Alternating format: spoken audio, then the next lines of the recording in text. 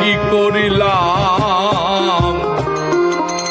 টাকা দিয়া বেঈমান পাখি কিনিয়াছিলাম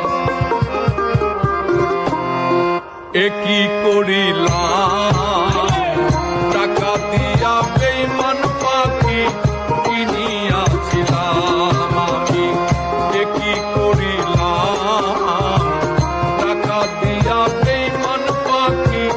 কিনিয়াছিলাম নিজে না খাইয়া সেই পাখিরে খাওয়াইতাম